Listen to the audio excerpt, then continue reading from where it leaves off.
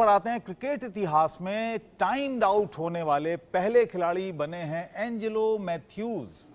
Bangladesh team पर जमकर उन्होंने भड़ास निकाली है। उन्होंने कहा कि उन्होंने अपने 15 साल के इंटरनेशनल करियर में किसी टीम या खिलाड़ी को इतना नीचे गिरते हुए नहीं देखा। मैथ्यूज ने कहा कि उनके पास वीडियो के प्रूफ हैं कि उस समय पूरे 2 मिनट नहीं हुए थे।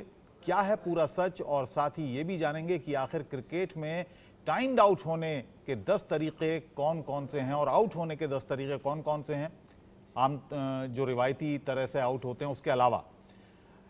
और क्या कोई भारतीय खिलाड़ी भी ऐसे अजीबोगरीब तरीके से आउट हुआ है, इस पर भी आपको विस्तार से हम बताएंगे। लेकिन फिलहाल जो मामला है वो टाइम्ड आउट को लेकर है। अलग अलग तरह के लोगों के रिएक्शन इस पर आ रहे हैं। Yeah, because I haven't done anything wrong. I have 2 minutes to get to the crease and get myself ready, which I did. And then it was an equipment malfunction. And I don't know where the common sense went, because obviously it's obviously disgraceful from Shakib and Bangladesh if they want to play cricket like that. Obviously stoop down to that level. I think there's something wrong drastically. Because, if I got late, if I got past my 2 minutes to get to the crease, and in the law says you have to be ready within the 2 minutes, and I was there 2 minutes 45 or 50 seconds. I still had, after my helmet broke off, I still had 5 more seconds to go. And the umpires also have said to our coaches that they didn't see my helmet breaking. I mean, I was just asking for my helmet there. So it was just pure common sense. I'm not talking about mankading or obstructing the field here. This is just pure common sense and bringing the game into, disrepute. It's absolutely disgraceful. Yeah, you need to respect people who respects us.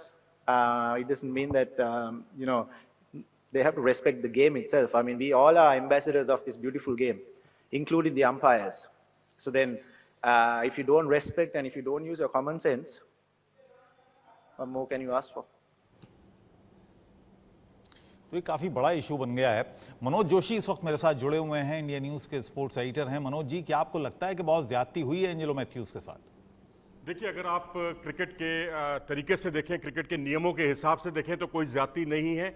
आज जो है अनुशासन और ये सारी चीज़ें और gentleman game, और जो अभी एंजेलो मैथ्यूज़ कह रहे थे, जो उन्होंने अपने बयान में कहा, प्रेस कॉन्फ्रेंस में कहा, वो सब बातों का कि ये जो है गेम को ख़राब करने वाली चीज़ें हैं, जी नहीं, बिल्कुल नहीं। अब आप इनके प्रेशर्स देखिए कि कितने ज़्यादा हैं। इनके मुल्कों में हालत ये है आज कि श्रीलंका में क्रिकेट कमेटी जो है वो उसे पूरी तरह से क्रिकेट बोर्ड को जो है सस्पेंड कर दिया गया है। और जो खेल मंत्री हैं उन्होंने वहाँ पर नई कमेटी बना दी है। और नई कमेटी बनाने के साथ ही जो अर्जुन रणतुंगा, जो 1996 वर्ल्ड कप विनिंग टीम के सदस्य कप्तान थे, उन्हें उसकी जिम्मेदारी सौंपी। राष्ट्रपति ने उनको भी हटा दिया। उन्होंने अपनी कमेटी के 2 अपने आदमी वो ले आए।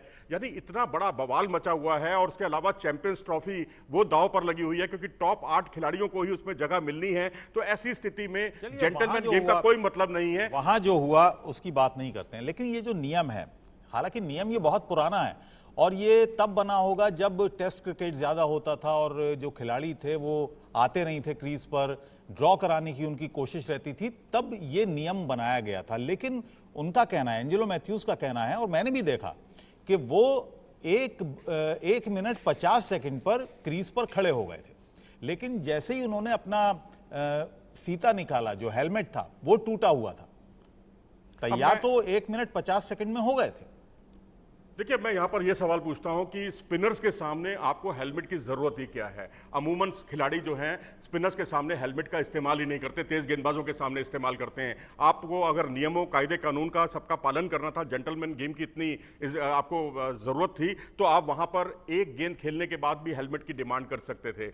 ऐसा कुछ नहीं था। और मैं तो यही कहूँगा कि जिस तरह से जो शाकिब उल हसन जो है, जो बिना बात के इस मामले में खलनायक बन गए, ठीक है, उनका रिकॉर्ड भी थोड़ा सा ख़राब है। वो चाहते तो वो भी ग्रेम स्मिथ वाला काम कर सकते थे। मैं इस पर आऊँगा थोड़ी देर में। लेकिन फिलहाल मैं यही कहूँगा कि यहाँ थोड़ा सा जेंटलमैन गेम छोड़िए, यहाँ पर नियमों के तहत ये सब हुआ। और आपने 10 सेकंड की बात कही कि 10 सेकंड जो है वो अभी बचे हुए थे, ये ब्रॉडकास्टर की जो घड़ी है उसके हिसाब से बचे हुए थे। अमूमन क्या होता है, जो टेलीकास्ट होता है और जो वहाँ पर मैदान के अंदर जो गेंद फेंकी जाती है उसमें तकरीबन 8 से 10 सेकंड का फर्क आ जाता है। तो ये उस घड़ी का और और यहाँ पर जो एक्चुअल टाइम था, दोनों में बहुत फर्क क्या था। कोई भारतीय खिलाड़ी भी इस तरह से आउट हुआ है कभी?